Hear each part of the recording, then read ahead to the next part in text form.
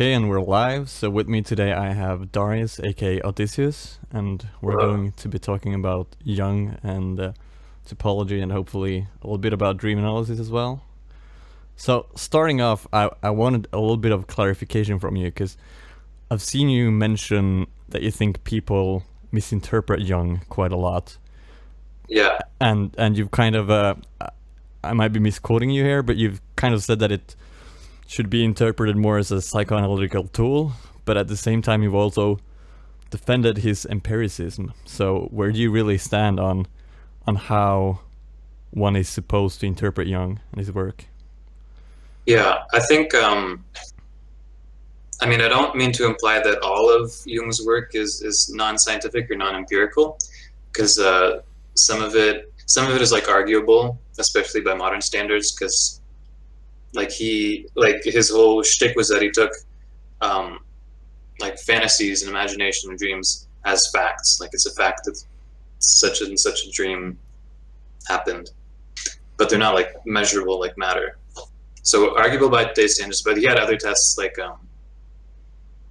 the word association test he developed early on uh, was like a real scientific academic paper.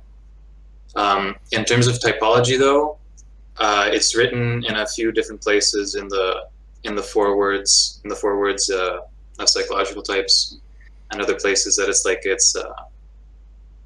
typology specifically is more of a tool than a scientific theory. It's not.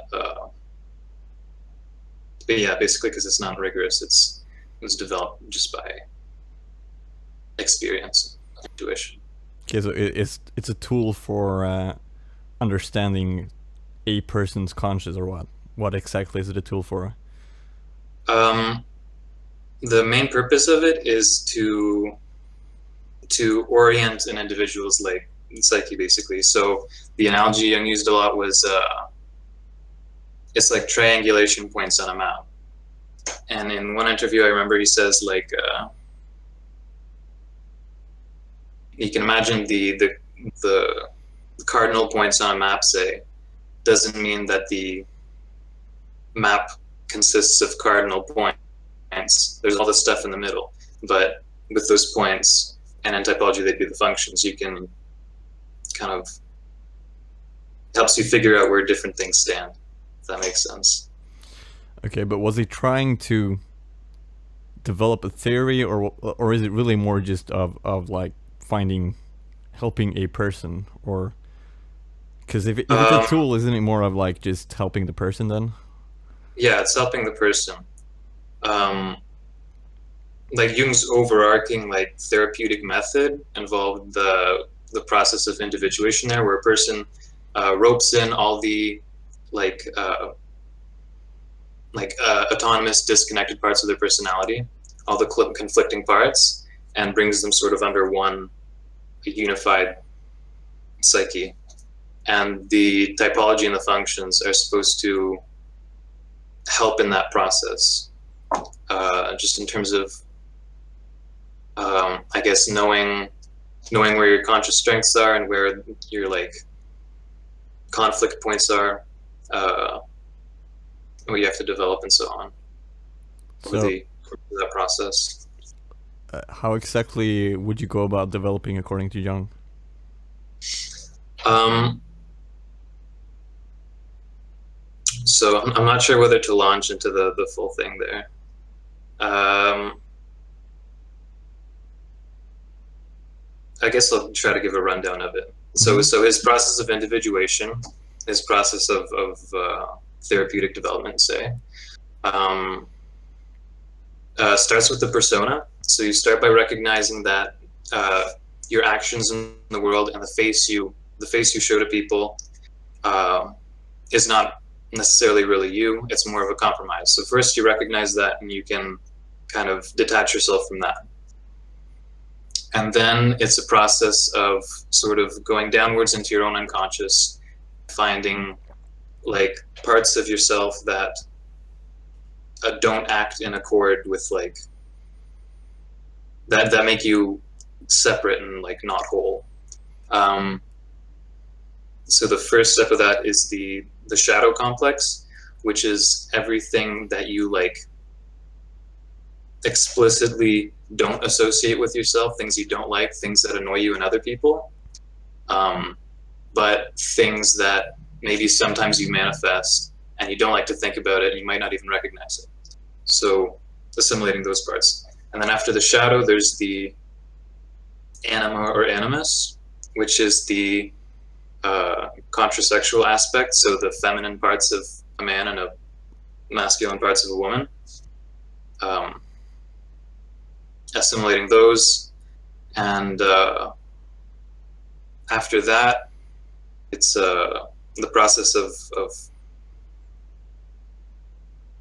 well, the last archetypal complex there is a self, which is like I don't feel super comfortable explaining that yet, and I haven't thought this through yet. All right, but basically the process of roping in all the different parts. Yeah, but how do you even go about with the anime and anima and animus? Like, what are the roughly what are the processes that you're supposed to?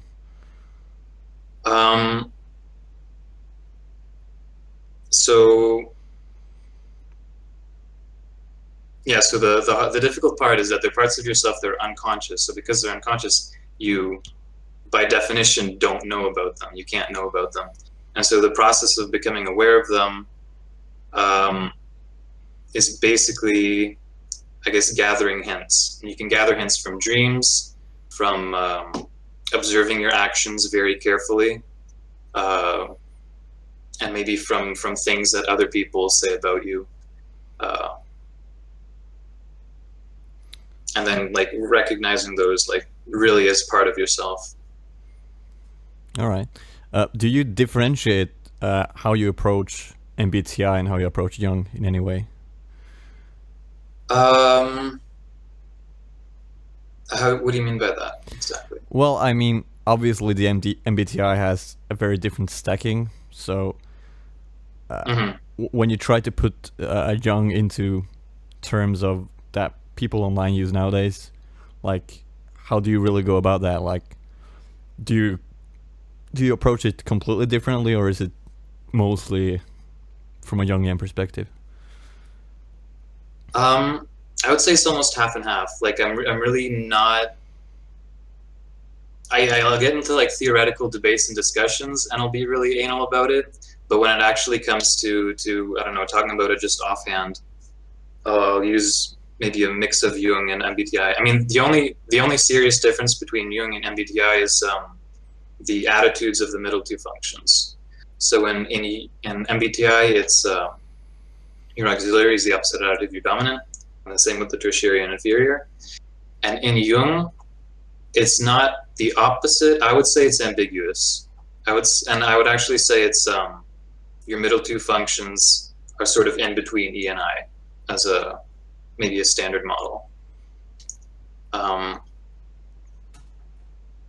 And even that they maybe like swing one way or the other, sort of on in a more like rhythmic way, less constant.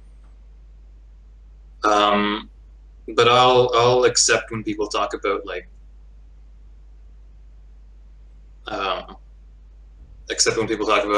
the auxiliary being the opposite attitude, and et cetera, et cetera. I try to look at what works and what is apparent, kind of like what the facts are. For example, if someone doesn't fit into the MBTI stack, like their middle two functions, they really can't reconcile having those specific attitudes. I'll say, well, it seems to me that they're not. That's the MBTI stack. I'm losing myself. I'm like rambling. Yeah. How do you feel about 8-function models, quadras, and stuff like that? Oh yeah, that's a good question. I think I thought about that a lot. The 4-function models and the 8-function models, and I think I used to outright reject the 8-function models. Now I think I figured out what like the fundamental differences that sets them apart. In a 4-function model, the attitude appended to a function is a typical attitude. So it acts this way most of the time, and that's why it's that function attitude. In an 8-function model, the attitude, the IE appended to a function, is like the momentary direction of energy.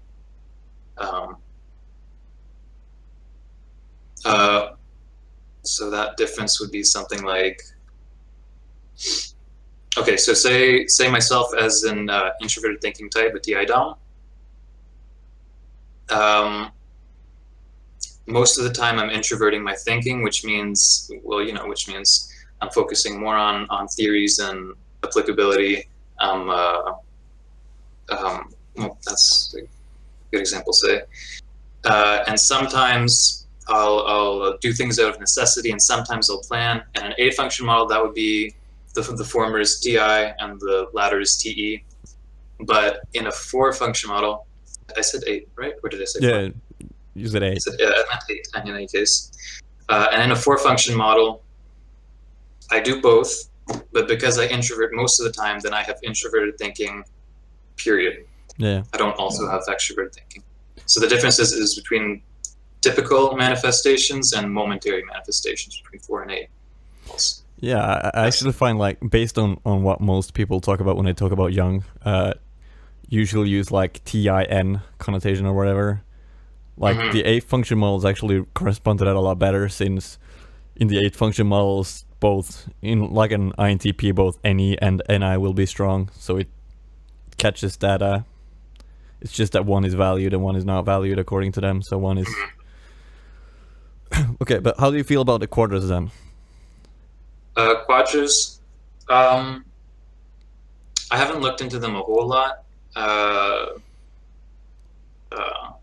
I'll mostly just use them offhand sometimes as like to designate the set of types or whatever. But the whole quadra values thing, I'm not really familiar with that. Okay, so you don't really see a lot of patterns in the between the different quadras. It's not something you looked into, or really. I think there's patterns, although I think sometimes they're overplayed. Like for example, if like sometimes because of quadra values, people claim that say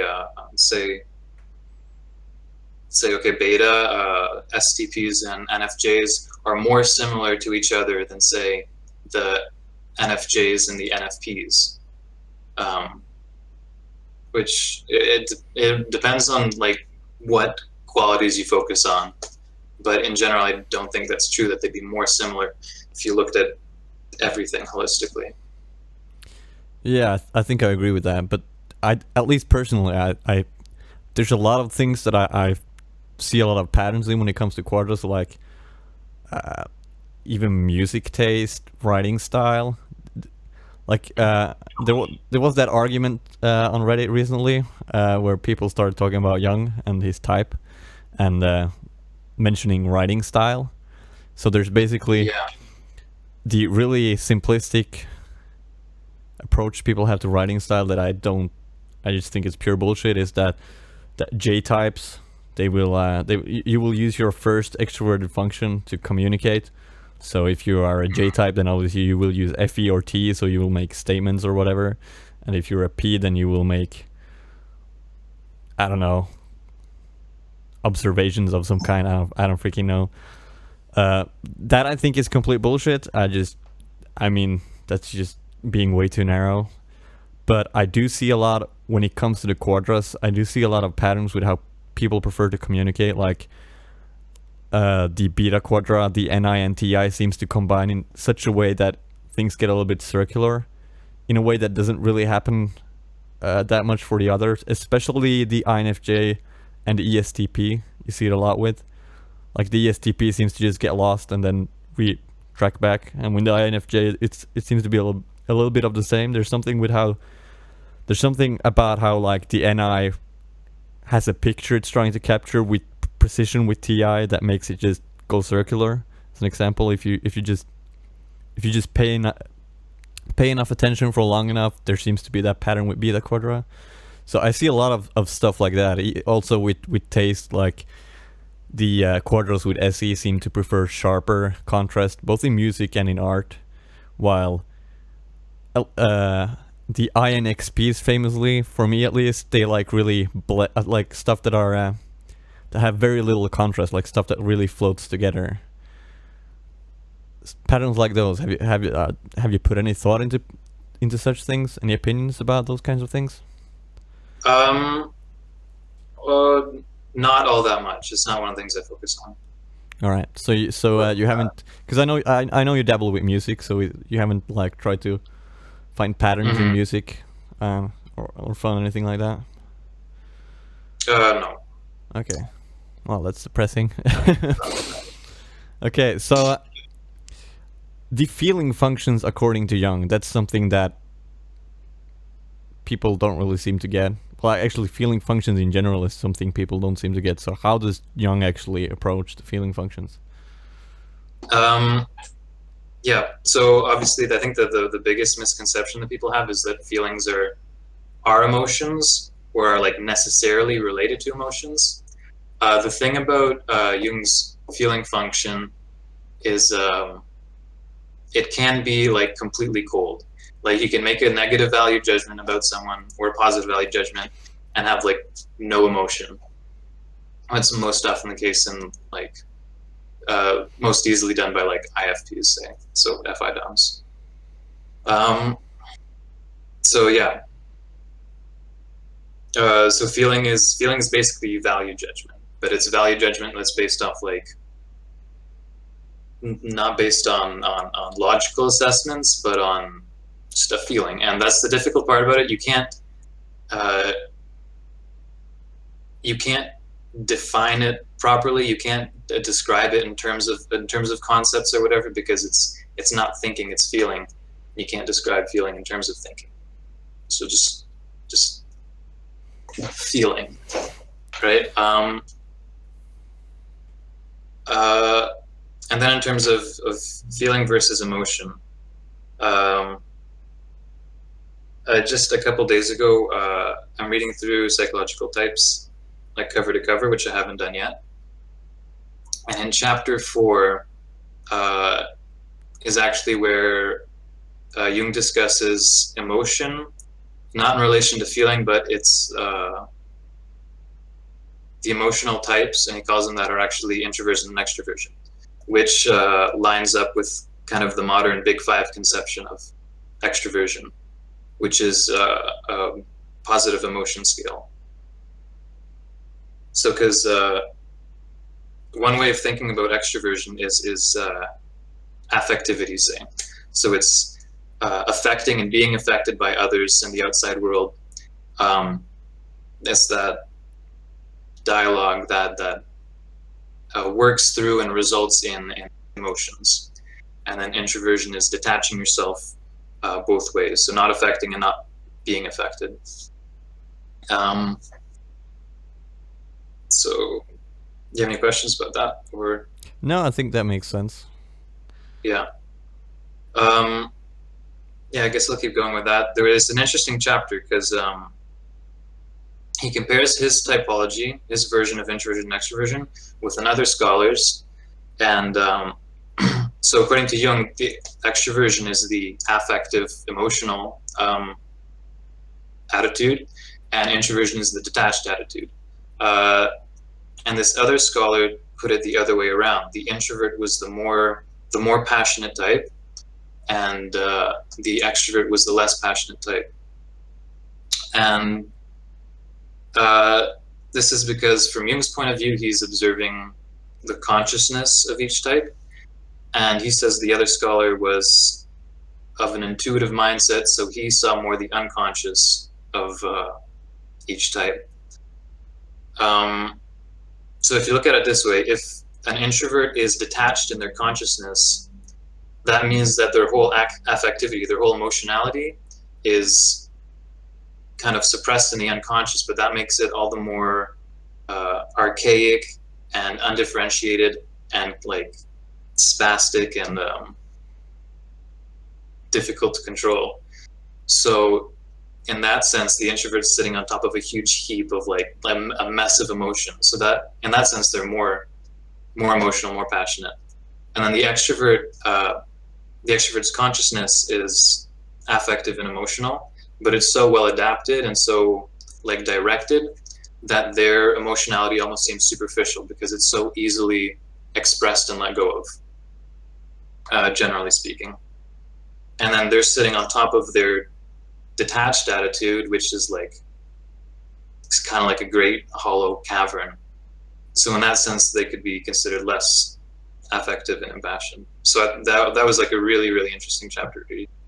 But anyway, that's one way of looking how like emotions differ from feeling in terms of tradition feeling.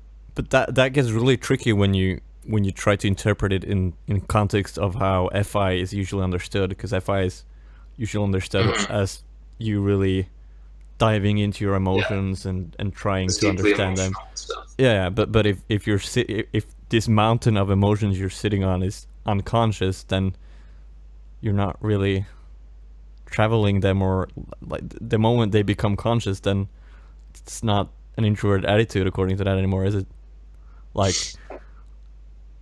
if you actively try to dive into them, then doesn't that become problematic with that kind of definition?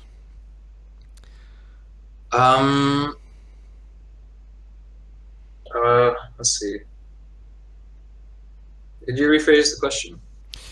So if you define introversion here, that like you're detached to the outside world and to your emotions and whatnot, there's a mountain of emotions you're sitting on top of that sippers out, then that becomes problematic with how people describe introverted feeling nowadays, because people describe it as you really tapping into your emotions and trying to understand them from every angle and point of view. But if an introverted attitude according to this is you sitting on top of a mountain that it's unconscious, then you can't really delve into you can't really delve into it then anymore. The moment it becomes conscious, then it's apparently an extroverted attitude in a way. Doesn't that become problematic then? Like understanding traditional FI from this perspective gets really becomes a paradox of a sort. I think that contemporary conception of FI in terms of being in touch with emotions might be like just a touch misguided. I mean, if you look at it from the outside, if you look at an introverted feeling type and an extroverted feeling type, like the extroverted feeling type is far more obviously emotional. I think when introverted feeling types talk about trying to get in touch with their emotions, I mean, immediately when you talk about trying to get in touch with your emotions, that implies like a disconnect, whereas extroverted feeling types seem to live in them even better. So I think the distinction of the introvert having difficulty accessing their affectivity still holds up. And I think the actual nature of FI is to like access how you feel about things, which is those value judgments. And accessing emotions might be more of a general introvert problem. So would you say then, could you put it in terms of the emotions that sipper out from that you're really focused on them, the stuff that comes out, trying to interpret and understand it?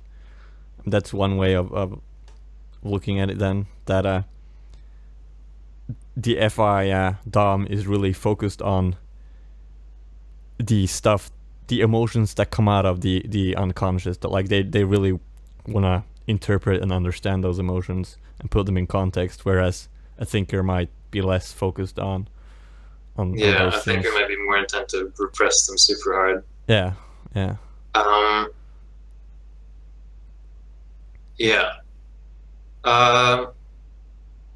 think that's probably generally true as a trend, but I'm sure there's enough cases of FI users that I don't really know where I'm going with this. Yeah, it's a good question. Yeah, and I don't think I've thought that through completely, to be honest.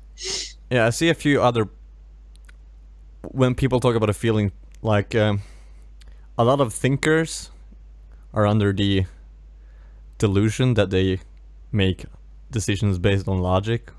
Yeah. And there's a lot of studies done on how decision making works, and it works based on emotion. So like if you have your whatever it's called damaged, so you don't really feel emotions, even extremely simple decisions become impossible to make. And it makes a lot of sense if you just think about it from like the amount of data you can actively process in any moment is very small. So you need a way of communicating in your brain, like communicating. I mean, it's so emotions make sense as a way of communicating more complex messages that you just don't have the time to actually go through. Yeah. So, Yeah. so and because of that, it gets. I just think that connecting feeling and emotion gets iffy because of that, because every decision, regardless, no matter whether you're a thinker or a feeler, is going to be based in emotion. So it gets kind of like, Yeah, because emotions are really fundamental. They're like the well, emotion and motivation, like the yeah, line between those is practically non-existent. Emotions are motivators, right? And so they underlie everything as well. yeah. You can think of it in terms of preference as well. If you had something, let's say we think of a god, an almighty god that can do anything, but if this god doesn't have any preferences, at any moment, supposedly this god could do anything, but the god doesn't have any preferences. So what, the god, is it going to be random then? Like, how does this god make a decision without a preference? So you need something to motivate you to go in either direction. So yeah, I mean, there's so many different aspects in which you need emotions to even be able to make a decision. So that's why it gets like, clearly thinking also is anchored in emotion in some way. Like, Yeah, so it gets a little bit iffy still to discern between them and what exactly the difference is. Kind of arbitrary in a way, I guess. How about intuition then? Because intuition is where Jung really gets a little bit mystical. oh, yeah. So Mystical, arguable maybe. Intuition's a tough one. Anything specifically about it that you want to talk about? well, a lot of, when it comes to the collective unconscious, I mean, there's a lot of different ways of interpreting it, and of course, Jung, the collective unconscious is really important to intuition for Jung, from a Jungian perspective, right? So I guess we should start with the collective unconscious, how you actually personally interpret that, and the scope of it, because I think that's somewhere we will disagree. But Yeah.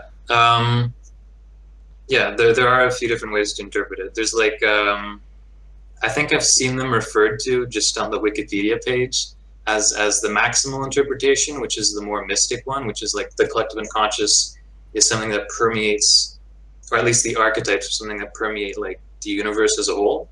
yeah, And something spiritual. the part of that that's in our psyche is kind of like, say there's all the wavelengths of light and we can perceive the visible spectrum, be analogous to that. So the whole wavelength of archetypes, and we have a set amount in our kind of psyche. That's the one interpretation, more mystic, I guess. And then there's the minimal interpretation, which I think is the one that makes like an enormous amount of sense scientifically. So that would be like, well, it requires a couple sort of new assumptions in terms of science, because for the longest time it was understood that you can't pass on acquired traits. That's not how evolution works. Although a lot more recently, in the field of epigenetics, they found that they found evidence that you can pass on acquired traits. So if we take that as one assumption, and then as another one say that how memories work is like one theory of how memory works is like imprints on our brain around like the whole thing, somehow creating some pattern of neural connections, say. If you imagine that over the course of human history and before that, of like, you know, primate and rodent, going all the way back to the beginning of the biological life. If certain intents and common experiences imprinted themselves and then were passed on every generation, then those kinds of typical events coalesced into like set patterns in the nervous system. So that's what an archetype would be, framed more or less scientifically. Yeah, I mean, I think that the first, I mean, the later impression, the minimalist impression, interpretation, not impression, interpretation is, it makes a lot of sense, and certainly is true in some regard. I mean, I think it's unquestionable that animals, including humans, have some kind of idea of a mother. Like there's some kind of a psychological of having Yeah, a for mother. sure. I mean, there's some phenomena that we take for granted that are essentially archetypes. So say how babies of all species are really cute, and they never fail to evoke an emotional reaction unless you're like a psychopath. And like animators always use that, and say Disney uses that all the time in their animated films. And it's, you know, features like big eyes, small nose, helpless movement. That's, you know, that's essentially the definition of an archetype. Is, you know, a certain set of fixed pattern, set of characteristics that's like completely innate. Yeah, no, that's. I think that's where like at least most people are still on board. That all of this makes perfect sense, but then where I get off is just the extent to which Jung ascribes things to this. Like it's, and also the amount of structure he ascribes to it. Like when you look at other things that evolve, things don't need to make sense, and especially if you think like a lot of the interpretation of Jung is like, even it goes as far as how you should organize a society. Like when people, some people like Jordan B. Peterson does some interpretation like that. Yeah. And I mean, humans didn't evolve in modern society. We didn't evolve in any kind of circumstances like modern society. And modern society developed super fast. It's not very, human nature isn't very well fit for modern society, really. So there, the problem I have that there's so much structure and just the scope of it, like,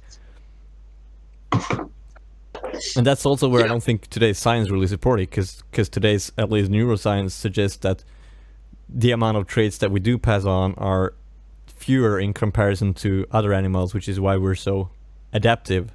Although I guess you could argue that we have archetypes that helps us adapt as well, you know, that's definitely possible. But yeah, how much do you like, how to put it, do you see any problems with how much Jung attributes to the collective unconscious, or do you think that it's spot on, roughly? I'm not like, yeah, I'm not sure I'm in a position to say like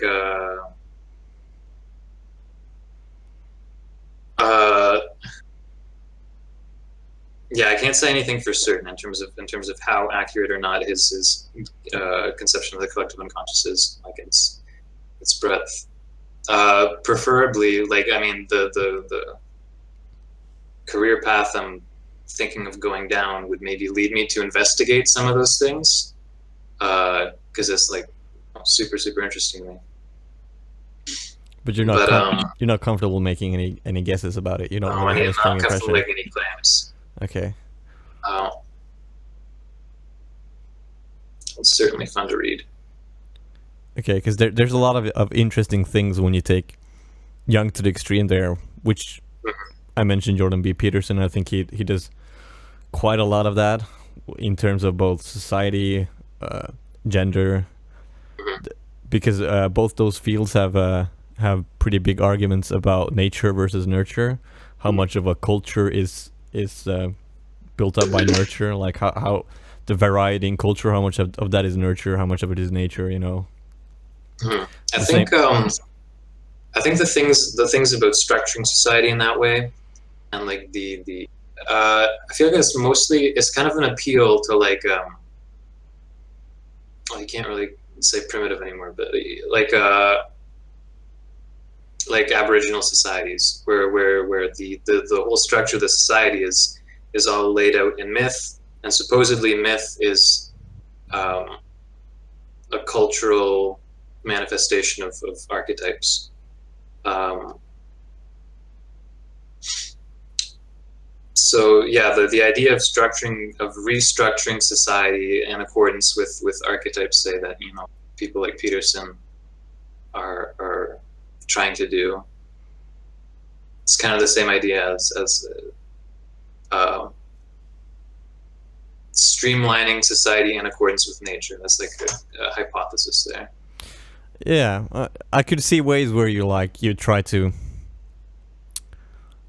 let's say that we grant the scope of the archetypes, how massive they actually are, how much they really impact. So let's say we grant that, then I could see that you would try to find a way of having today's society adhere to that, but that would require a lot of interpretation and working around it, because it makes no sense whatsoever that something that's evolved over hundreds of thousands of years, when we lived in tribal and we're most of the time we were hunter gatherers, that we would somehow have imprinted in our brain some kind of pattern that would help us in today's modern society, which is just fundamentally different. Like it doesn't even remotely work under the same principles anymore. So, I mean, if there was such a thing that we like, because I've never actually been against it, because I've always subscribed to moral, like objective morality in a sense, because the way I look at it, like the things we perceive as right and wrong, these are things that have evolved over many years. So surely there's some kind of simple structure to it, like some like just like our biology, our bodies, while we might look really different on the outside. You have a heart, I have a heart. It does the same thing. Your brain has the same purpose as my brain. Our arms, therefore, the same reason. Like if you actually look at it structurally, it's almost identical. Although we might look different and on the surface it'll come across really differently, we're still almost entirely the same.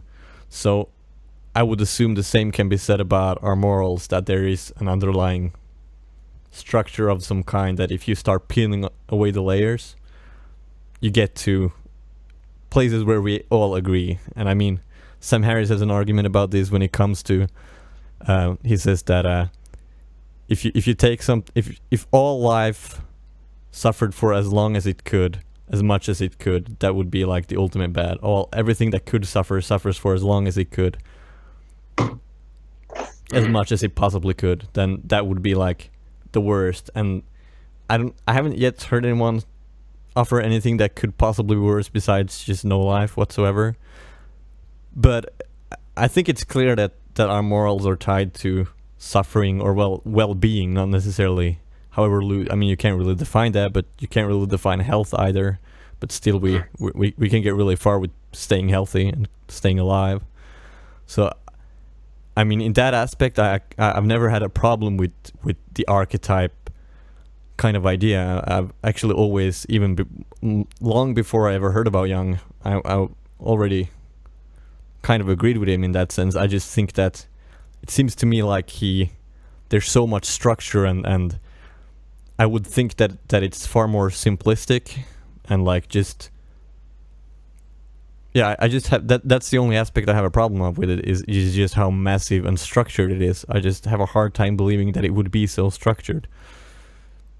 Like, and also just nobody's ever right. I mean, at least to a certain degree, everyone is always wrong, especially when it comes to a new theory. So yeah, I have a massively hard time buying the scope of the collective unconscious, and just the amount of things he attributes to it, and also how much it plays a part in our psyche. Because wouldn't it make us pretty unadaptable if he played such a huge part?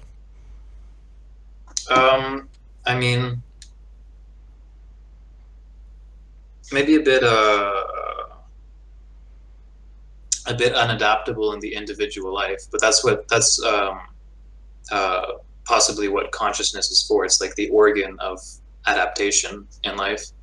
But if you think about over a certain number of generations, it would be like Darwinian evolution plus the epigenetic sort of evolution. Over like if a population were displaced or their environment changed, it's kind of a quicker adaptation Yeah. over generations. So we would be less adaptable, short scale in a personal lifetime, whatever. But as a species, we would be more adaptable. And that makes perfect sense as well. Like what you're saying. Yeah, I guess. Still, just it's really hard for me to buy like how much he attributes to it. And Well, something. it's possible that if that breadth and of it is correct, if like the hypothesis is correct that it really underlies society, then doesn't matter what we do about consciously. Like maybe if we don't live in accordance with the archetypes, well, it's kind of happening. So like say archetypes of like religious archetypes of worship of the mother, say. Mm-hmm. So like in a lot of pagan societies, it was Mother Earth there is like the main god. Even in Western society, it was Mary in Christianity, and now that the mother and child archetype is less and less appreciated, the birth rates are falling. So we're essentially like losing evolution, and for that reason, in a sense. Yeah, that's true. I guess to some extent. I mean, yeah, there's definitely truth to that. But at the same time, that's such a, I don't know, simplistic explanation. I guess like it's hard to buy because That's true. It's feels like grasping for straws. Yeah. Yeah, and all. Yeah, it's. But it does. It does make you question as well, though. I mean, personally, I think that a lot of human nature is really stupid and counterproductive. Especially like, there's a lot of like tribalism. Really doesn't make a lot of sense in today's society. So I mean, would it even today make any sense if it's true? Would it even make any sense to? I mean, I guess you could say that the ultimate thing would be to find a way to mold society around it, like yeah. But Society has to change. yeah, society would have to change. Like if you just tried to, it would, yeah. And would it even work with today's population then? Because all of these were with far smaller populations. We've had examples of that. I mean, it's all still theory basically. But one thing that I don't know if it was Jung or Peterson that mostly talked about it, but like the change from the Old Testament to New Testament. Mm-hmm. It's like at that time it was say the Roman Empire, so the world was getting more globalized, like the civilized world at the time, and then basically the new tenets or developing archetypes of Christianity were like love thy enemy. So that's a huge thing in like breaking down the barriers between tribalism. And so, I mean, yeah. So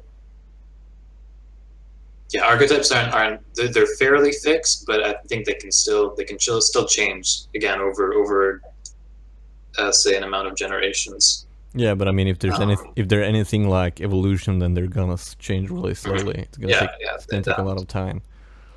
So, and also, I guess, I mean, culture is really unadaptive, unfortunately. I mean, you find a lot of examples where cultures just barely integrate at all. Like, cultures can be extremely stubborn. So, I mean, then again, I would think that if there was these inherent archetypes, shouldn't it be easy to change culture as long as you change them according to those? One would think. Like everyone would Yeah, be I guess susceptible to that's what. certain changes. Sorry. Wouldn't it be that like almost everyone would be susceptible to certain changes, or would the case be that all societies are already adhering to the archetypes, just different archetypes?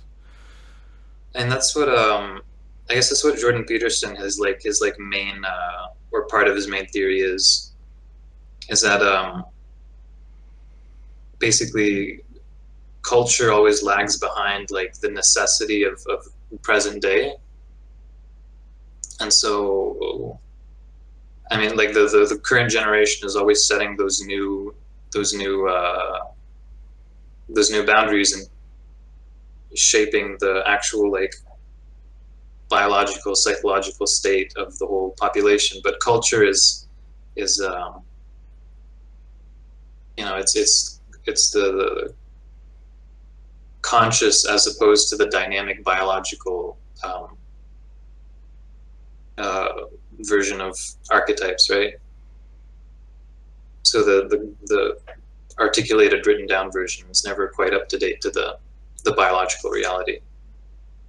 Yeah, but that would but that would mean biology would shift pretty fast, and it would also Yeah, it would. So that could also imply that people from different couple cultures. together my thoughts about that, right? Yeah, because if it really can change that fast, then even cultures that have been isolated for just a little time, you would have such biological differences in the archetypes that that you if you took a child out of one of those cultures and put it in a different culture, it would work, right? Because the archetypes passed on to that little kid would be so different, rather than what we have today, which is it doesn't really matter where the kid is from; it only matters where he grows up. Like if you take a child from Africa I mean, and you like raise, you said, we're still like very, very exceptionally adaptive. yeah, Probably because of consciousness as like a because organ. yeah, because if you take a child from Africa and you raise it in Sweden, it's going to end up like a Swede. If you take a child from Asia and raise it, like, doesn't really matter how isolated the cultures were to begin with. So either it must be really slow to adapt, like normal evolution, or it's just bullshit. So one of the two. Did you? Did you? When you? I know you didn't look at the full interview between Jordan and Sam, but did you see the overview anyhow of what the argument was about? What they got buckled down? Yeah, right, about what is truth and so on and so forth. Yeah. Did you see? Did you read up on roughly what Jordan's argument was? Let's see if I can remember the gist of it. It's like it's True it was enough just like is the a key word. reiteration of his like kind of pragmatist philosophy, right? So the most real thing is the one that the most real things are the things that I think the part where he says the most real things are the things that keep you alive is the hiccup that is really hard to justify, and maybe yeah, it is really. It's there's way too much like of a semantic clusterfuck and there's also the way he phrases it is adding so much direction to things. Like, it's true enough if it keeps you alive, yeah, but you don't know if anything keeps you alive or not until way later. You can't ever know that. Yeah, true enough. That's the I think the conception of it that I prefer, that seems the most concise and the most like obvious. Like we don't have infinite knowledge, so within our lives there's no such thing as true, there's only true enough. And if you like, that's that when you say it that way, it's like obvious. And then I think that way it is obvious, but it still makes no sense to change true as we understand it today. Like there's no reason whatsoever to go in and change that. And the thing that I found, I think that this is somewhere where like his view on archetypes and like, because he clearly has the view that if you adapt to the society according to the archetypes and whatnot, things would be better. Like he at least he seems to see that there's a clear path to how things should be, And Yeah, that's he's why like a that's Jungian conservative. yeah, and that's why he can have this true enough definition, because to him there actually is direction and you can know. Meanwhile, to someone who doesn't buy into that, then you can't know. And also, like Sam points out many times, the moment people start dying, it suddenly wasn't true anymore, although it apparently was true up until that point. And the problem is, you never have truth until everyone is dead, and then nothing was true, and that's the inevitable outcome, that nothing was ever true, because everyone will die. So that's like, as long as there are people, things are true enough, but when everyone is dead, then it wasn't true anymore. But then again, truth can only exist in someone's conception. So I mean, I guess it's true that there's no truth anymore when we're dead, because no one has the. I mean, truth is just a cognitive tool, if you wish. Like, it's just a conception. So I think part of the whole thing is this. It's. I think it's just too difficult to nail down a definition for it. Like, I think it has probably 2 or 3 or more definitions of truth. Like, yeah, but I think language is messy. The standard understanding of truth works just fine. That if we agree on a the main arena where it doesn't really work fine. Like the whole reason I think Jordan has that view is because of is in religion, right? Mm-hmm. If you have the definition of truth as fact, then religion is like really hard to justify and falls apart super easily. Yeah. So that's I think that's the arena that he's trying to defend by like making these kinds of conceptions. Well, I mean, it only leads to the place where you can't claim religion is true, but it doesn't mean it's wrong either. I mean, there's very out of all the things in the world, there's very little you can actually say is true compared to things you just can't know. So I don't really see why that is necessarily a problem to religion, because there's way more things you can't possibly make a truth claim about, like how many hairs you have on your body. I mean, there is a truth to it, but there's no way any of us can guess it, unless we have like way too many people making the guess. Then one would be right, but we couldn't know still, because we can't actually calculate it, and it's going to change from day to day.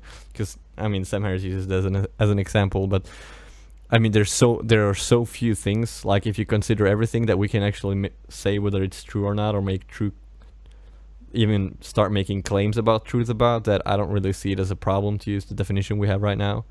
Because I think the definition we have right now ties neatly into objectivity, where like, say we agree on a method of how to measure something, like we just agree on it.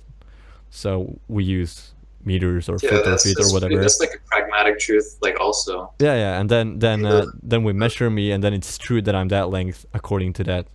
So truth exists as within an agreement, essentially, and that's the only way truth can exist either, unless we like start talking about like subjective truth. But like, truth as we use it today is nothing. It's just an agreement and a decided method on how to come to that truth. So a measurement where we agree on how to measure, we can get to a truth. But if we don't agree on how to measure, we can never get to a truth. Like, between you and me, like if we can't agree on how to measure something, there can't be a truth between us, because we can't ever evaluate it anyway. And I think that works perfectly fine. Like, it's really the only thing that makes sense when you try to communicate between one another to like get any kind of structure. And like, imagine if in mathematics, which is all just a construct, if people started like boggling down about what truth is, instead of just deciding that 2 + 2 is 4, like these are the rules we use. That's just an agreement, and then everything else comes from that agreement. And of course they've perfected it so it fits reality really, really well. Amazingly, it's really mind-boggling how well mathematics actually work. Like, especially on the like finer, like on like modern physics, which obviously none of us understands fuck all about, but like, it's amazing how well it still works, even when it gets completely ridiculous and counterintuitive. Like, it still works. They still find ways of making it work. That's amazing. I think there was some I think I read there was some facet of modern physics about, I don't know, like 11th dimension or some shit. Yeah, I don't remember, but it was like mathematics preceded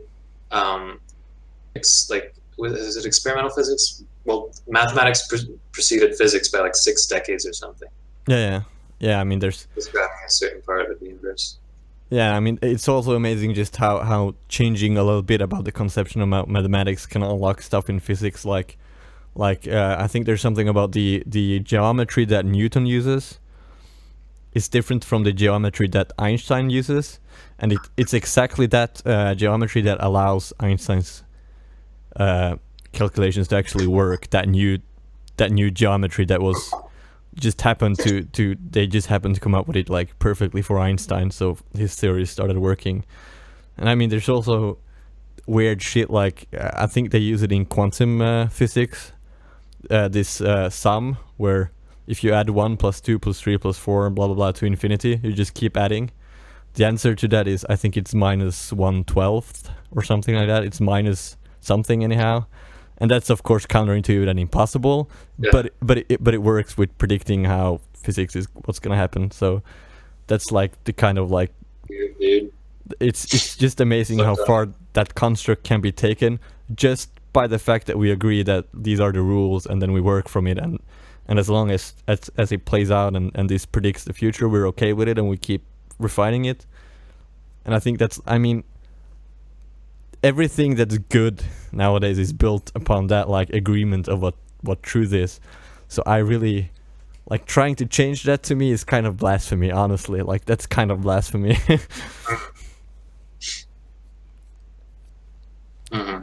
So how do you feel about socionics just completely switching? Oh boy.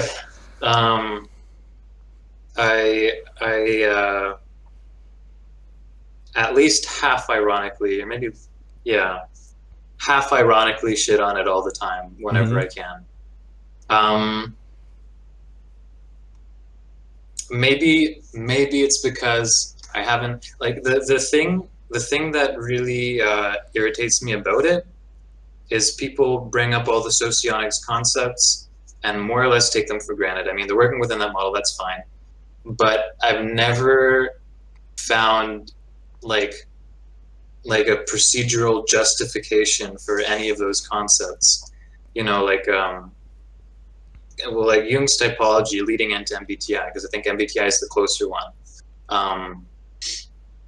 He, lays the groundwork with, a small set of sort of philosophical concepts and empirical observations, and so it makes sense. And I guess that's the TI talking. But socionics, maybe it's because all the texts are still in Russian, they haven't been translated, but nothing seems to have a justification. It's just as a given, and that like irritates the hell out of me, especially when I see those concepts and I disagree with them, and they're like, why are people just accepting them so freely? So you don't think that having them grounded in simply observation is good enough? You need more? Generally, I need observation, unbiased observation. Mm-hmm. So like, I feel like a lot of people take the concepts and will take any new bit of typology that comes their way, and they look at it and they just think of where this does apply. They don't think of where it doesn't apply, and so every time they're like, "Wow, this is so useful." This is standard really selective true. bias, just yeah. So observation, but I'm I am a stickler for justification, but that I don't think that's necessarily like the be all end all. I think that's just like, a manifestation of my type. But I really prefer to have justification. But so do you even think that like pop MBTI, like, I mean, like this really like the shallowest of the shallowest of internet MBTI is more accurate than socionics? Like, would you even prefer like these like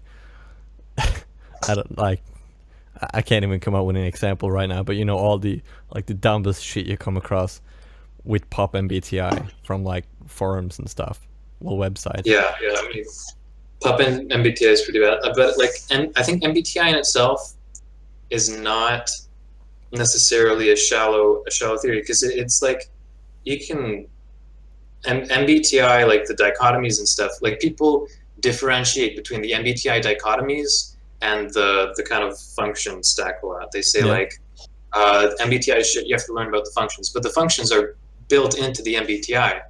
The dichotomies are just the very top surface layer, but it's still like because if you read like gifts deferring, that's like the kind of official book on MBTI. Mm-hmm. It has the whole function theory in it, like a little bit different than what we have today. And it's in the name. It's the Myers-Briggs Type Indicator. So your four letters that the test is not. I just completely lost myself. It's not a Myers-Briggs test. It's an indicator for your Myers-Briggs type, which includes the functions in it. Yeah. And even gifts deferring is like the author is Isabel Myers, right? Said it's built basically directly on top of Jung. She said Jung described more the actual like the definitions of the functions and the definitions of the attitudes, and what she did with the MBTI and gifts deferring was focus on like the manifestations and like, the behaviors, kind of normal types and how they act and stuff and behavior.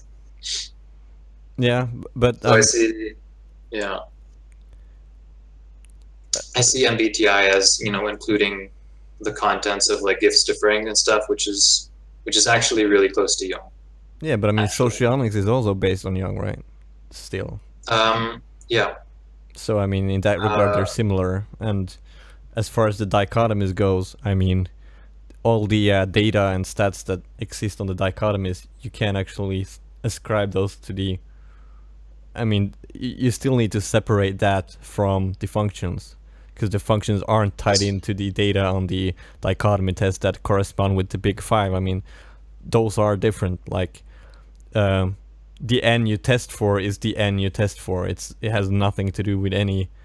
Like, even if the theory behind it is that it's an index for that you have NI or NE, whichever, or both. That's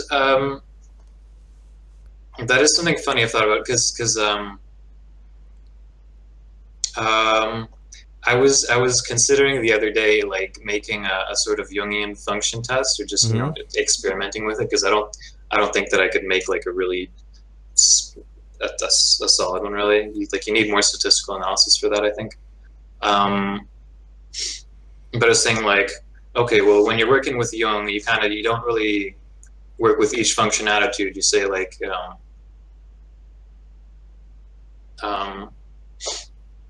if like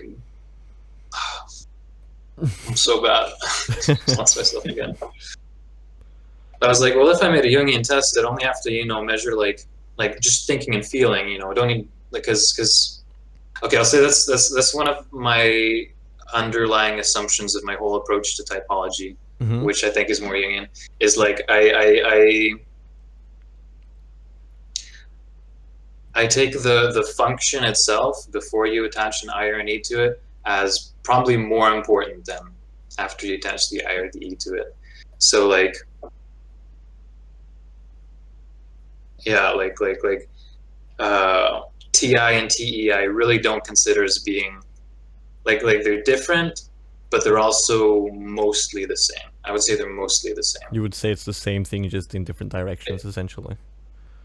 Huh? Would you say that it's the same thing, just in different directions, essentially, like roughly speaking? Yeah, the same thing, and it's also a matter of degrees. And I could talk about this too, but I need to collect my thoughts on that. Like I said earlier on, if you take a 4-function model and you're talking about the typical attitude, so if I'm a TI DOM, if I'm let's say an 8-function model, because I think that's actually more common now and maybe more intuitive for people. Say I use TI 70% of the time, and I use TE 30% of the time, or maybe 80% or 20%. But then if I take the 4-function model and I use a typical attitude instead of a momentary one, then I'm 70% using subjective factors and 30% using objective factors.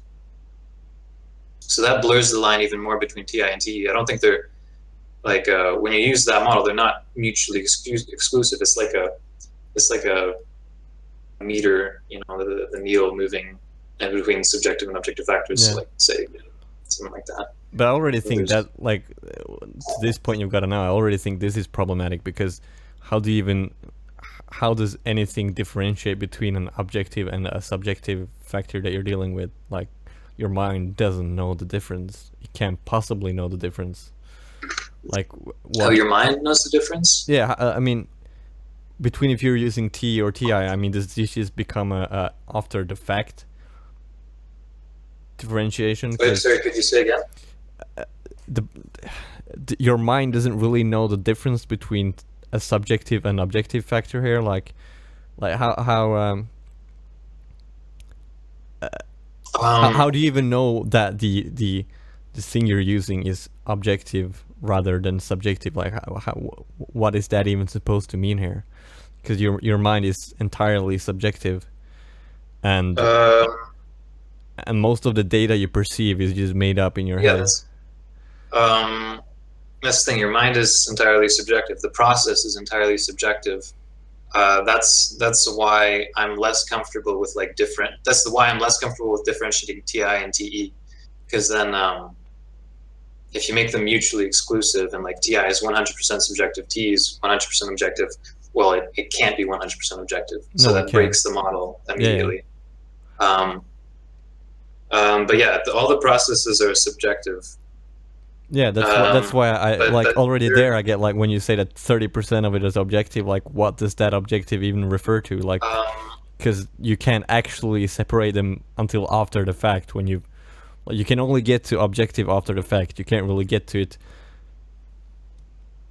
during the process. So I guess it's not perfect objectivity, but it's like an objective factor I define as like some piece of data received from the outside world, or and like influence something like criteria from the outside world, or like something in the outside world that like compels you to act a certain way, like an influence. So would you so maybe something along the lines of just connecting the dots between just like connecting the direct dots between perceived facts or even perceptions or whatever, rather than trying to systematize them in some way, which would be TI, like just a straight line connection. Would that make more sense? Like, how do you put it? If you say that, I can't come up with an example, but something happens and then T would be the most obvious direct connections between the two. Like that would be T, and TI would be trying to create a system that coherently explains it, like in fullest detail, like something that it doesn't just concern with how to get from point A to B.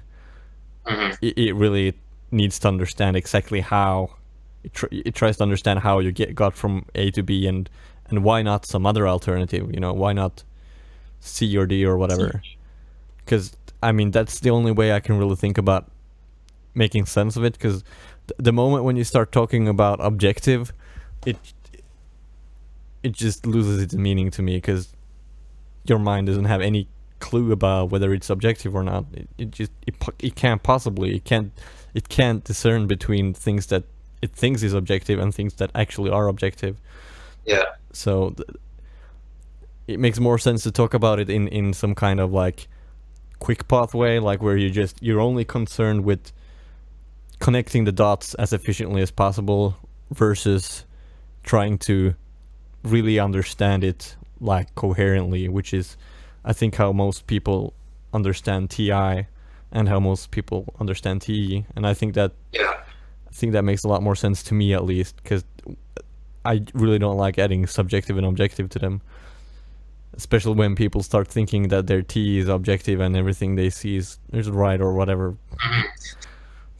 Kind of my sister literally had like well, not technically, she had a slip when she was talking about something. She literally believes her opinions are facts. Yeah. And then I called her out for it. Like, finally, you admit it. This is ENTJ's sister, yeah.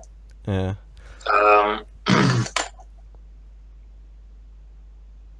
Well, it's like one way of thinking about it is yes, and you can never be.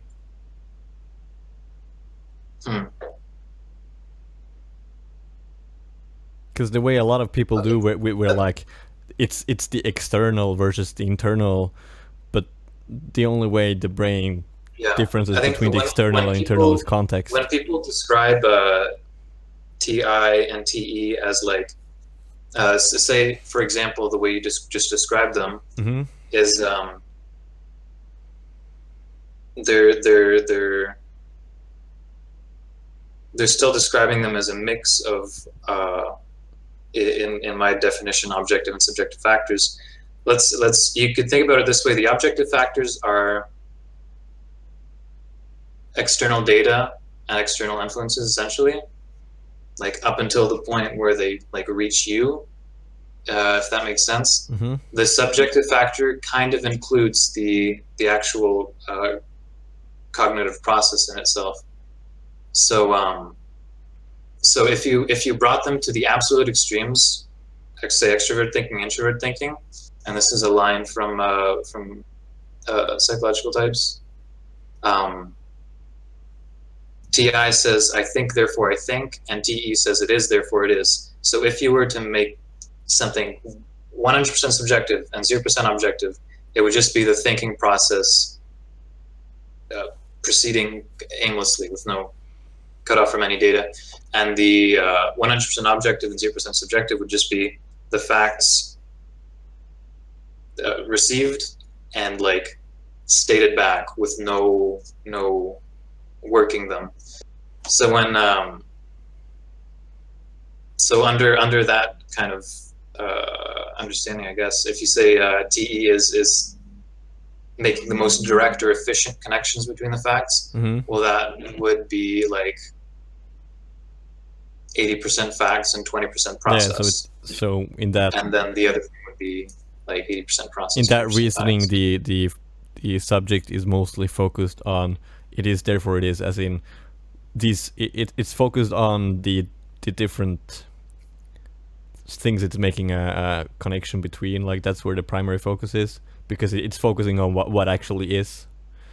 Whereas with the TI, it's focusing on whatever the fuck you said what about you think TI. About it. Yeah, exactly. So, yeah, I think I actually think that makes sense. I think that actually explains how. I mean, it's an explanation of the TI connects the dots as quick. I mean, as in a more efficient, just connects the dots, because that's obviously what's going to happen if you're like, if 80% of your focus goes on this is what is there. Like if you're going to solve a problem and 80% of your focus are on the like on the problem. Yeah, on the data and on what it is you're trying to achieve and whatever. Like on the if 80% of your focus is on those things, then you're going to automatically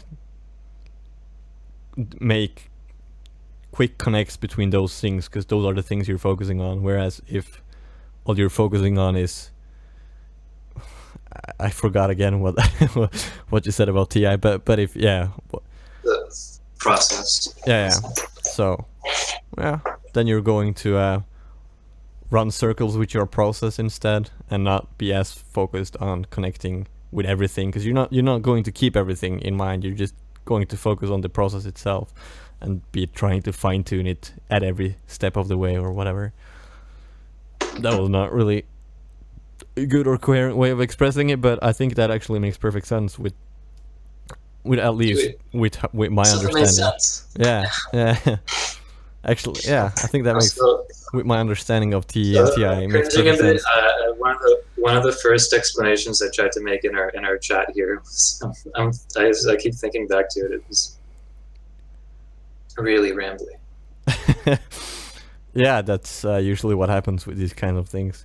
everything is perfect inside your head, and then you actually try to express it, and suddenly it's all a jumbly mess. It doesn't make any sense, and everything Sometimes just I goes fall wrong. into the trap of trying to express the things that aren't even clear in my head, and that just really doesn't end Somehow well. that usually goes better for me. Seriously. Oh yeah. Yeah, when I'm so lost that I don't even know where I'm trying to go, then there's a natural flow because I'm discovering it as I'm going. Whereas if I actually know where I'm trying to go, but I don't really know the path, then it's just one, then it's just you're trying to find a path constantly because you know where you're going, you know where you know where the end is, what you essentially know the end goal that you're trying to get to. You just don't know how to get there, and then all these different ways of trying to get there, and you realize, fuck, this isn't going there. Then you go back and then you try new. No, this isn't working either, and like 80% of the things are just in your head. You're not even saying them, so people aren't even tracing it because you're just focused on that. So that gets really bad. But if I don't even know where I'm going, then it's usually fine because then it's pretty free flowing, and I mean, that's just how normal conversations are. I would say you don't really know where you're going. You're just talking. And that works a lot better for me when I just whatever. I'm just talking, blah blah blah blah blah, and then I just go wherever. So yeah, it's better for me to not have an opinion. Unfortunately, I'm opinionated, so that's why I'm socially challenged. Too many opinions. Actually, I think on the whole, I prefer to like plan things out in my head ahead of time. But it always happens. I won't know until I open my mouth whether I'm gonna ramble aimlessly and completely mutilate the topic I'm trying to talk about, or it'll like come out crystal clear. Yeah. It's like the same. French is my second language, Mm-hmm. and I'm a bit rusty at it at the moment. If I go out and try to speak French to people, I won't know until I open my mouth whether I have absolutely perfect pronunciation and I remember all my vocabulary, or I just trip over like my whole trip over my tongue and embarrass myself. That's something I've noticed many times, that if I've talked something through in Swedish and then I move over to English and try to explain the same topic, it's going to be a complete mess because I'm only going to find the Swedish words. Like the specific words I've used, I'm going to search for the specific words I used in Swedish to describe it. Meanwhile, in English, if I would have started out in English, I would have expressed it slightly differently, slightly different vocabulary. But so if I try to switch between them, like right now, if I try to explain something I've done here in Swedish, that would be a complete mess, and I would have to just start inserting 1,000 English words because I don't like it. It's for me, if I'm going to talk about a topic, then I have to stick to the language I first talked about it, or else it's going to be horrible, like just complete mess. Have you noticed anything similar with French? I mean, I don't usually discuss like topics that need to be thought about in French. When I talk to people in French, it's usually like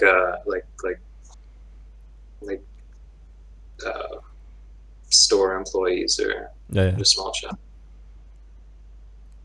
Isn't it pretty unusual where you're from, though, to not speak English fluently? I mean French fluently. French fluently. Yeah. It's actually super unusual. I don't know how I got to this age in this city, and my French is still like only half decent. Because I went to the little pockets of English schools spread out throughout the city, which is I think greater than 95% French speaking. I don't get how that happened. Like, I'm in the same boat, man. my parents have better English than French. Okay. So, but all my sisters went to French schools and they speak perfect French. Mm-hmm.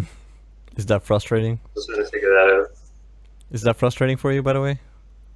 Oh yeah, it's frustrating. Yeah. I wish I could better French. I'm in the same boat because over 95% of Finland is Finnish speaking, and I'm part of the about 5% minority that speaks Swedish here. and Mm. the Swedish-speaking community is pretty, especially on the west coast of Finland, is pretty segregated from the Finnish-speaking community. So my school, my friends, everyone when I grew up was Swedish-speaking, as well as we had Swedish TV. So really, there was, I mean, we had Finnish in school, so that was about my exposure to Finnish. And Finnish is a very different language from English or Swedish. Swedish and English are pretty similar, so it's really easy for it was really easy for me to learn English. But yeah, so I mean, I've lived in Finland for 25 years now, and I barely even speak the freaking language.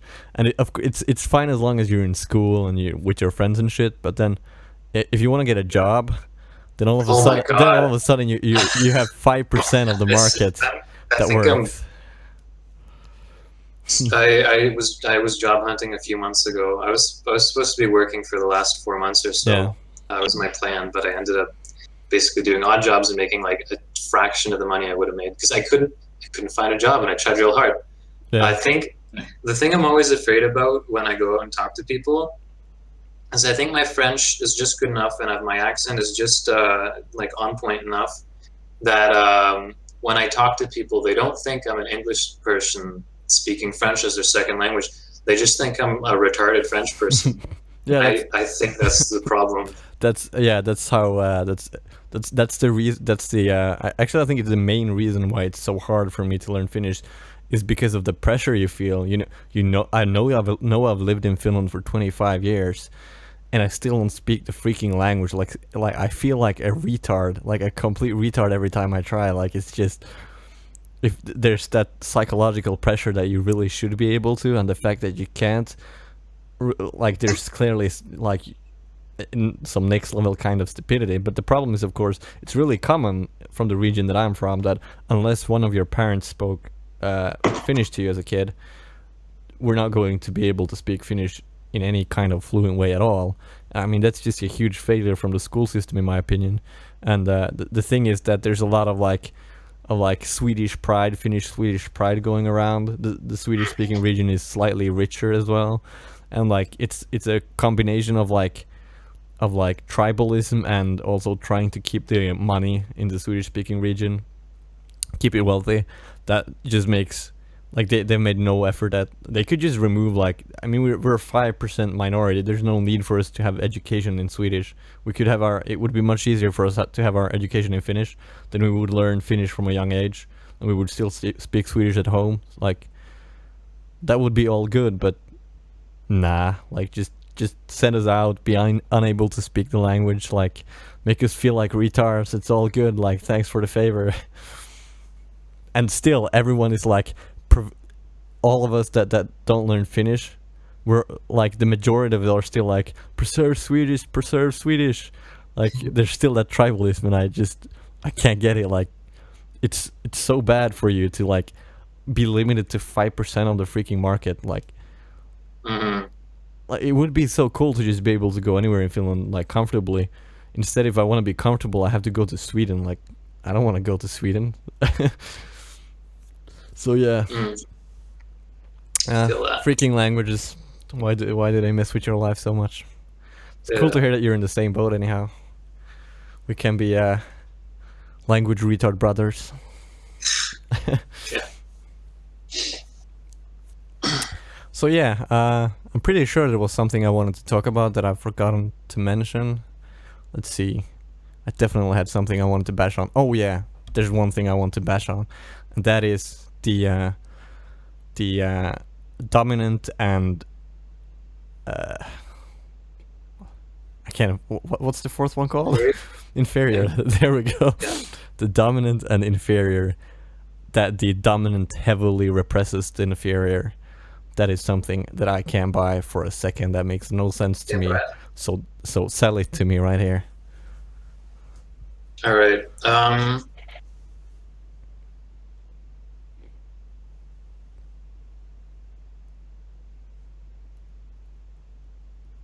Okay, so I think often you can think about examples where thinking and feeling can like coexist, like your own logical conclusions and your own feelings about things can coexist. Yeah. And that I think roughly that would be, those locales would be what Jung would call a transcendent function. But anytime there's a conflict between your own logical conclusion and your own feeling, like one of them has to win out, or you're not going to move forward in your situation. You're going to, be completely halted. So are you saying? So are you saying that it's not really in the? It's in the what path you choose more so than in the actual ability or awareness of like using it. Like an INTP will be perfectly Well, capable and okay with FE, just they're always going to choose TI, and therefore obviously practice it more, but it's not going to be. yeah. But it's not. Yeah, I think it's developmental. Like you have to choose one, and like it's Yeah. going to be by your nature sort of to choose one over the other, and then the one gets really developed because you're using it all the time. You're favoring it. The one is developing nowhere near as fast. Yeah. Although if you can find the right outlets for it, which for example, like people have typed me as IFJ all the time. Yeah, I know. Having the good FE. Even though at this point, like especially recently, like my feelings been in a shithole. Mhm. I have persona, but I don't have FE. I think that's more describes my current situation. But in high school, I did a lot of theater, like 4 years, really intensely, Yeah. and that's a huge outlet for intuition and feeling, I think.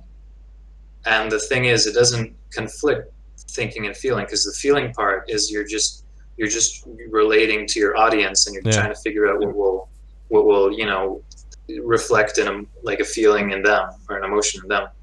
And then the thinking part, it's all just play acting. It doesn't contradict thinking at all. So I think that's an example of an outlet where your functions can develop without conflicting with each other. But I think most of the time you're going to have that kind of internal conflict between thinking and feeling, between sensation and intuition. Yeah, I mean, I don't have a lot of problems when it's expressed like that, but the problem I get is when you see these graphs of like, say, 90%, 10%, 95%, 5, whatever, just pulling numbers out of my ass. But in order for like a TI DOM and an FE DOM to be able to communicate in a productive manner, those functions have to be almost redundant. Like they must be so there must be such a small difference between them if for that to be possible. Because if you think of just any kind of information filter, like you take a song and you put an EQ, and then we say that the TI is a tiny boost in the bass, and the FE is a tiny boost in the treble. And if you on one of the songs you constantly boost the treble, and on the other you constantly boost the bass, they're not gonna sound anything alike anymore at the end.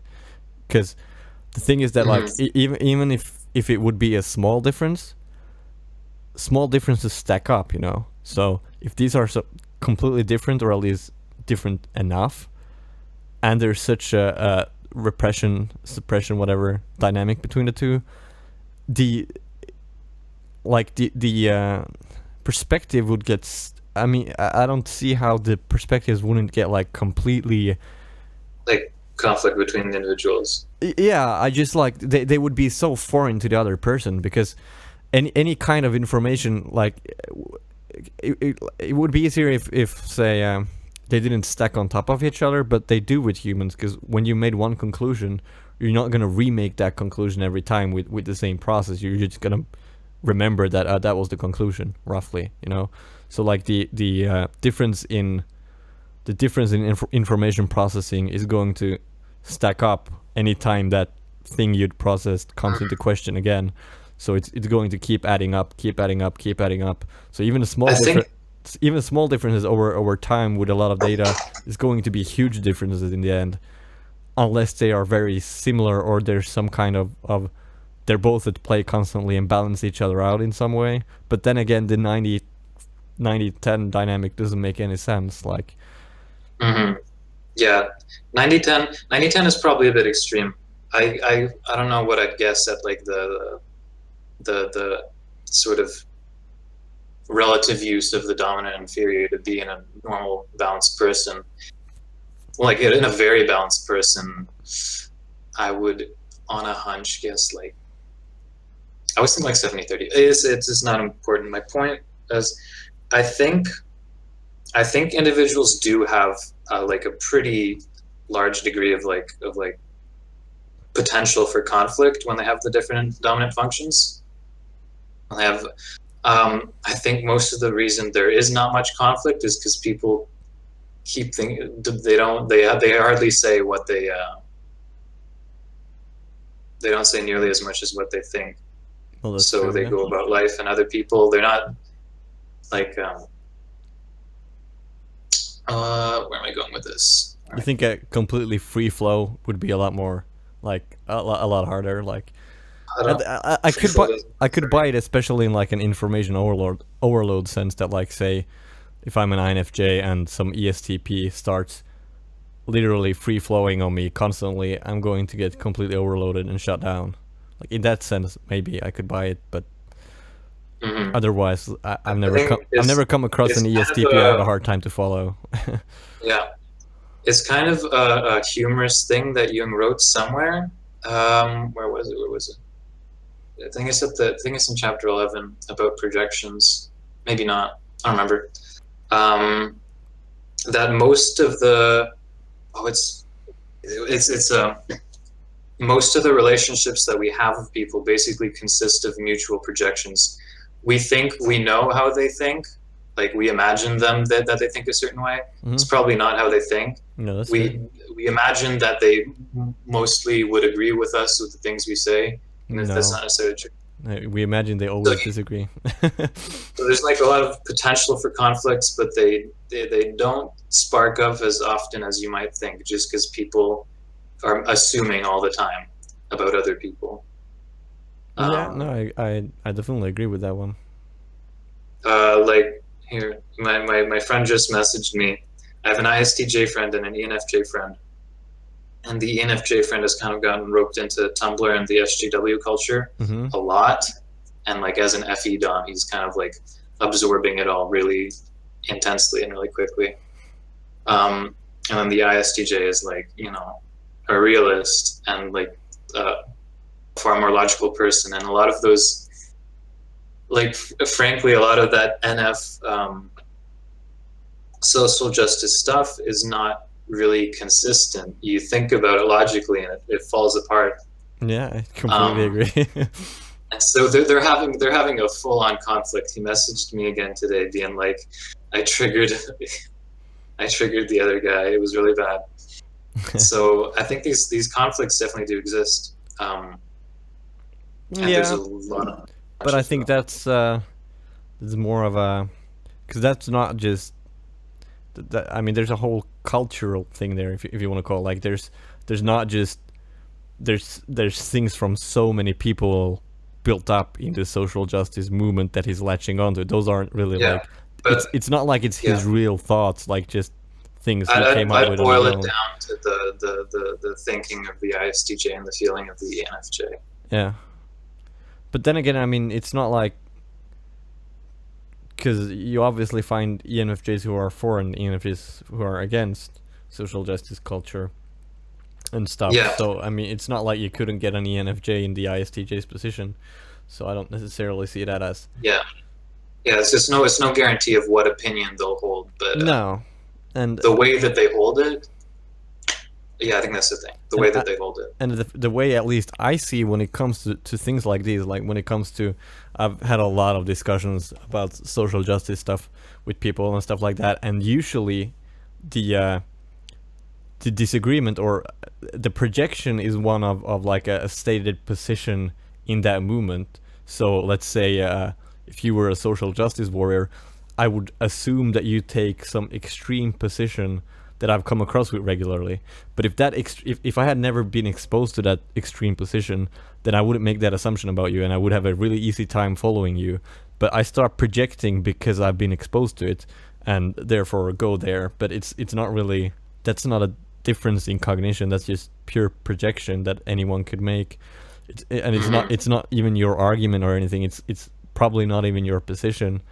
Yeah. but I will think it is because I've been exposed to that side, and that's usually, at least for me, where I find it pretty rare when you actually sit down and talk through things and don't do that projection bullshit. People Yeah. usually understand each other really well. Like I don't see a lot of I don't really see a lot of problems there in understanding. But but when things get loaded, and these are the things that, like, you have I have a problem with SJWs, and when someone thinks something, I will immediately associate it with those negative emotions and like the shit I've seen that I'm against, and then I will say something harsh, and they will associate with something like that. The Yeah. Yeah. the There's a extreme lot side of the besides. other side, the extreme side of the other, and neither of us actually holds those extreme. Like, if we actually went into it, we would probably be really similar, and there's like a few tiny issues that makes that person lean more to the SJW side and me more to the other, but the actual disagreements usually are very small.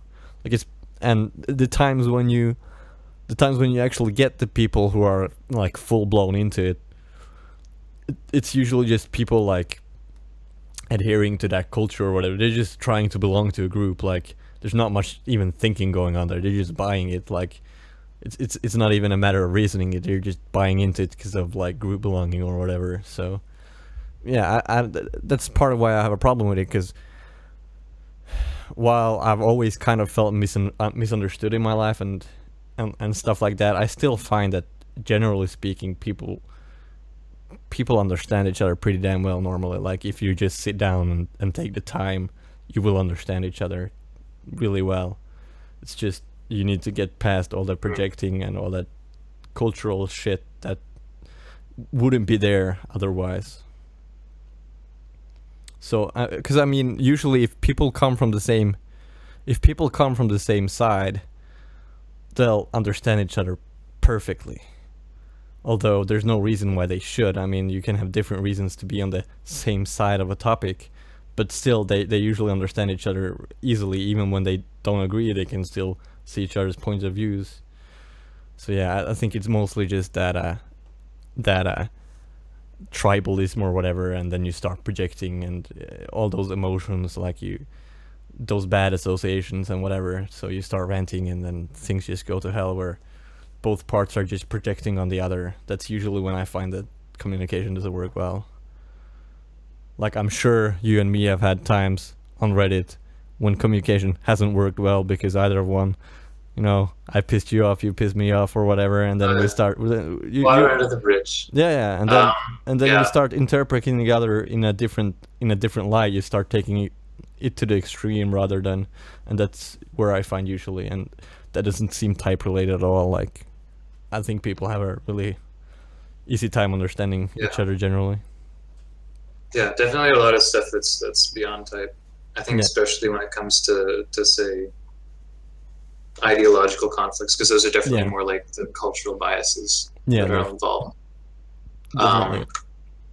And tribalism but I think stuff. I think if we isolate the functional differences, like you say about like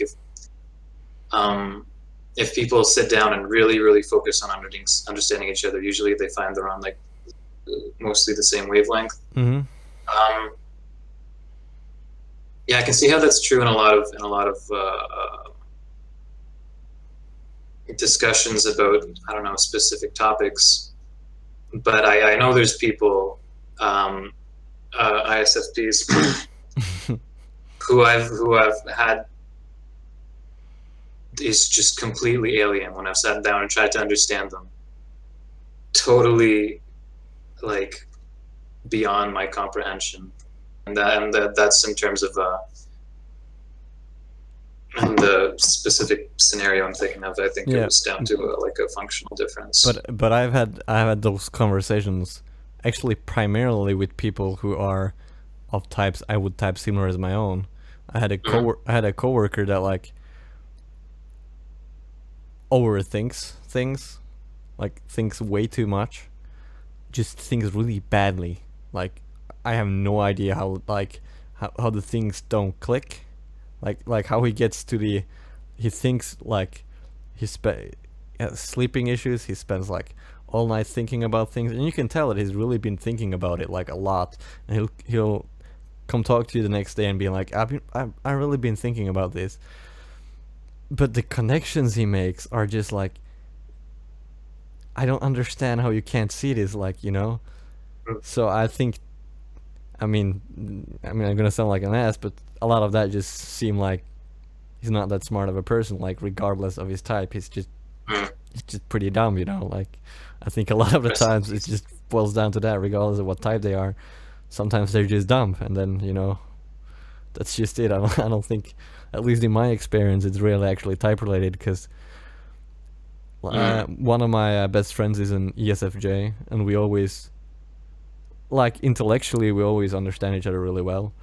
Like, most of our conflicts are I will say more on Enneagram level, to be honest, but like most of our conflicts are like different in preferences of how to treat people and be like, he is sensitive to criticism and I can't shut up with criticism, so, you know, that's one conflict and stuff like that. But when it comes to intellectual matters, we get each other really well. We always have. So, and he's just a smart ESFJ, and you could expect some kind of conflict there, but there really isn't. Like, really easy time understanding each other. That's generally like, if, regardless of what type they are, if they're fairly smart, it's gonna be an easy time understanding each other. That's usually my and regardless of what type they are, if they're not that smart, it's gonna be a lot harder. But yeah, that's my impression at least. So to me, at least, it seems to have more to do with intelligence than it does with type. Mm-hmm. And I think the place where it would have like the most to do with type, I think in particular with thinking and feeling, is like, yeah, like intimate relationships, and like sense sensation and intuition would be more like the living together aspect, I think. Mhm. But I think that's a venue where you kind of strip away as much culture as possible, and it's just like when there's just two individuals, that's most where type conflicts are going to manifest. I would imagine. Yeah, Do you agree? maybe. I mean, I would say that. Again, I think it's emotions that get in the way mostly. Like, I very rarely see like actual cognition getting in the way. Like, if it gets in the way, it's for sure such a small time. But that small time that it gets in the way, it can definitely lead to some emotional reactions from either side. So I guess in that way, like, I guess the more loaded the situation is, the more it's gonna matter, because definitely short term, there can be like the two people approaches the situation differently, so they can assume that they're saying something they aren't, or vice versa, and then have an emotional reaction. So I guess, yeah, in a relationship, I could see it being more of a problem, because I mean, a relationship, you care a whole lot more than you do otherwise, so it's much more emotionally loaded. So even small misunderstandings can be really large in the moment, like before you resolve it. It's more about the other. It's more about the other individual than any opinion they hold. Yeah. Like, yeah. if you're having a conversation about a certain topic, about the topic, it's not about the two people. Yeah. So then, yeah, and in terms of I don't know, like, when it comes to living, I don't really see it mattering that much, to be honest. I mean, people seem to be pretty adaptable with how they live generally. Again, I think when it comes to, like, I think the Enneagram is a lot better at when it comes to describing like conflicts and I actually haven't explored the like Enneagram, like the interrelations yet at all. Nah. Well, I'm pretty much still an Enneagram noob in general. Yeah, I find that the Enneagram is that one you can actually get a lot out of when it comes to dealing with people and where conflict starts and stuff like that.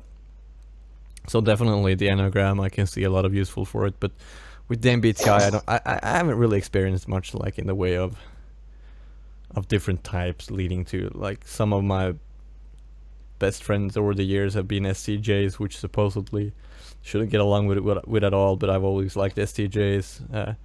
I've never noticed any group of types that I don't get along with at all. Like, with Enneagram, definitely there are patterns of Well, actually, I kind of dislike all numbers. I have to admit.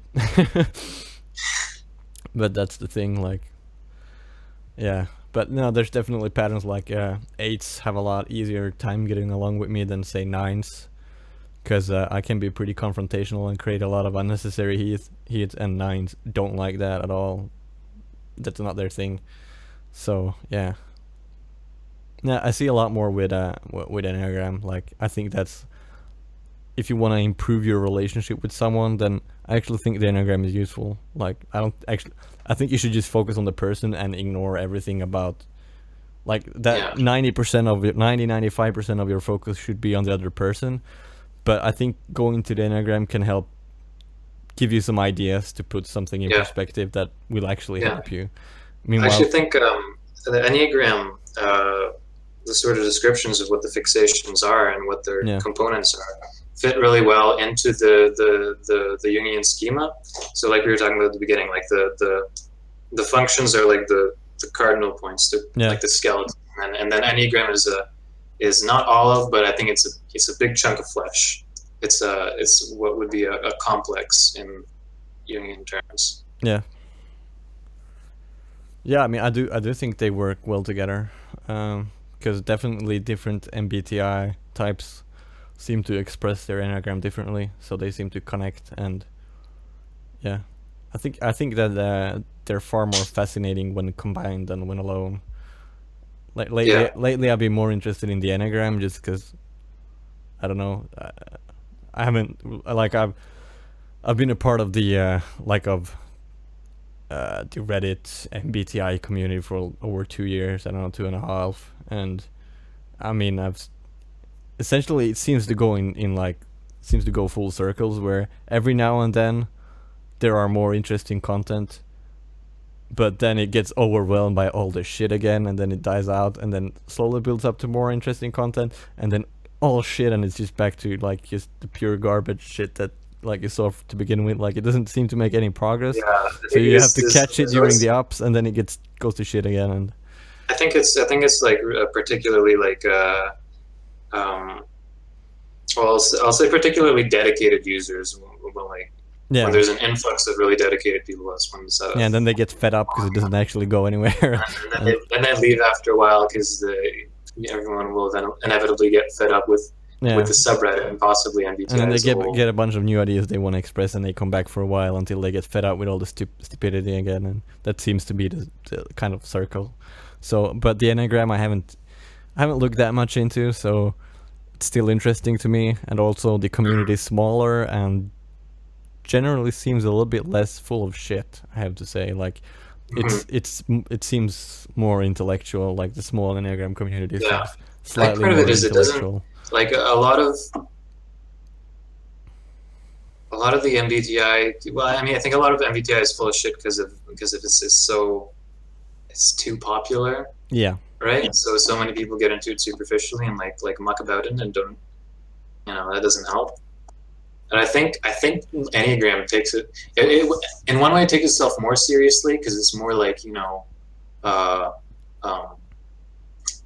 of cultish, more so than MBTI. Yeah. In some ways, but it also takes itself less seriously in that it doesn't try to be a science for one thing. Hardly tries to be empirical, I think. Sure. No, it doesn't. But ironically, I think the Enneagram is more, at least from my perspective, I view it as more empirically founded, because a lot like the things it deals with, like the fears and these kinds of things. These are essentially truism. Like, they're so obviously true that you don't even need to state them. You don't need to prove them. Like, everyone can see that people deal with anxiety, with these complex neuroses that it deals with. These are so obviously true. So the only like, then it gets into how they split things up and what they connect together. Okay, so that's pseudoscientific, but that's just the best fit based on observation. But the very foundation of you having these different the very foundation of there being different ways of dealing with stress and whatnot, and hurt, and just protecting yourself from the world and whatever the world throws at you, that's obviously true. And especially since the Enneagram, the idea is that you have influences from all the different, but some of them become more like some of them become your main defense mechanism because of Yeah. your upbringing or whatever. Like for whatever reason, you turn to that, and that's like your primarily go-to way of like going through life. And I mean, like the fundamental, like the core idea behind it is just really obviously true. Like it's so intuitively true that you don't even, at least I don't need any, I don't need any empirical evidence to accept it, because you just need to look at life and people and you see that it's true. So to me, it's like it's empirical in the sense that it's based in observation and so obviously true that you don't even need to. And then the specifics, of course, those are like how they systematize it, like what exactly goes under one Enneagram 1, what exactly goes under 2, blah blah blah. I mean, if you have influences from everything, everyone is going to be like a jumbled mess of all 9. But so the splits I view as slightly arbitrary, but there still seems to be a lot of truth to it. Yeah, I think Enneagram is a lot more of an intuition heavy system. Yeah, I would say so. Yeah, and then MBTI. I'd say typology is the thinking system. I'd say Jung is more TI, and then MBTI became more TE because it's like totally focused on accessibility. Yeah, I don't know. MBTI just seems pop, so it's like pop music, so it's for everyone. That's kind of, I don't know. Right. But I have an awful great need to go hit up the bathroom. But do you think this is a good length for the session? Yeah, I think this is a good time to end it. So thanks a lot for talking, and I think the beginning we were really rambly, but I think we at least towards the end it became a little more fluent and better. And let's see how good timestamps and stuff we can make out of it. So yeah, but thanks a lot. It was good to talk. No problem. Yes, later. All right.